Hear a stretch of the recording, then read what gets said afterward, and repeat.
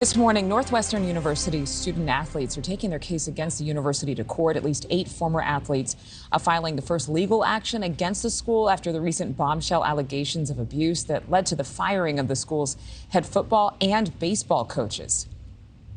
Today, I'm proud to come forward amongst my brave teammates here today to let the truth be known, a truth that is perpetuated for decades.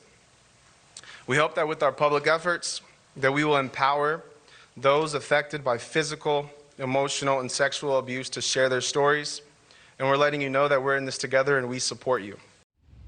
It's a very interesting story. The athletes who've spoken out saying that they were subject to humiliation by the hands of fellow teammates, and they are encouraging other victims to come forward. Joining us right now, Anthony Trucks. He's a former NFL player and a motivational speaker.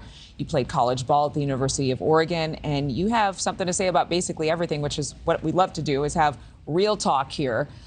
This culture of hazing, immediately, you might have an idea of what you think hazing is, and then you read the details of this particular story.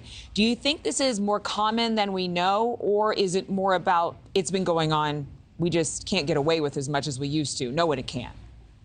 I think it's a little bit of both. I think it's been going on for a while. I mean, I had my experience when I went to college, and I think there's parts of it where you go like, was it? Because I was, contemplating, like, is it set that was too far? I think what you're having is, these are young men. These are, 18 to 22-year-old kids. And I think the world has changed from what it used to be to where they see more things. There's more, like, I didn't have social media when I grew up. There's more you can actually see. And I think they take it to too far of a stretch. It's actually supposed to be something that bonds the team and makes people feel like they're part of this unit, right? There's aspects to it that even happen in the military, but you can take it too far. And from what I do understand, this was probably taken too far. And then I think I have friends, even after I was done playing, who played college, who they did have some situations when reading, I go, man, this actually happened to them as well, but they didn't have the ability to actually go out and speak at the level that the kids from Northwestern are. But when you say they weren't able to go out and speak at the level, is it because of a community issue? Is it a athletics issue that we need to completely revamp? I mean, it's a big fraternity, athletics.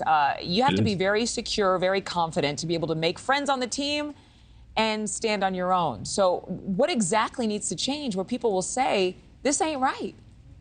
I think it needs to change. It's always going to be a top-down type thing. It's going to be the individuals who are the leaders. The reason that this takes place is because the leaders, they let it happen. They're part of making it happen. And I think for a lot of people broadly, you have a situation where they don't want to say anything because this is what they've been working for since they were youth kids. They have this opportunity to go play college football and maybe a scholarship, and so like, I don't want to go out there and do this thing that may rob me of my dream. And so, I just won't say anything.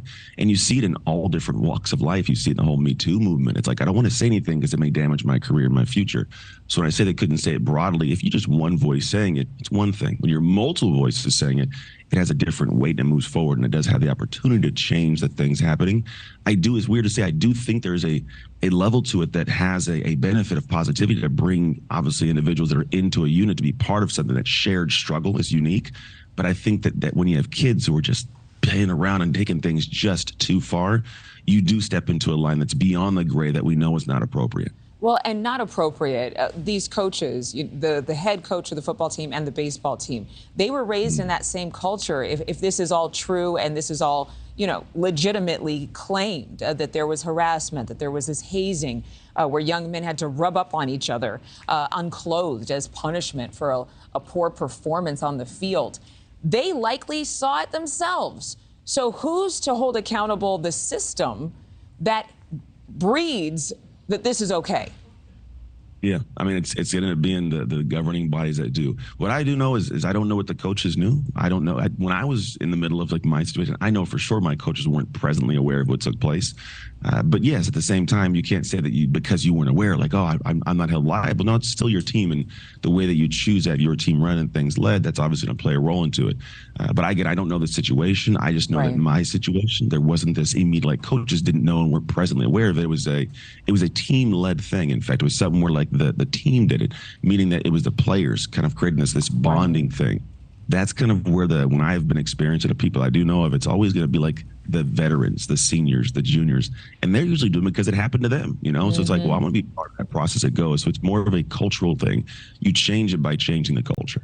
Thank you for watching. Go to newsnationnow.com to find News Nation on your television provider. And don't forget to click the red subscribe button below to get more of News Nation's fact-driven, unbiased coverage.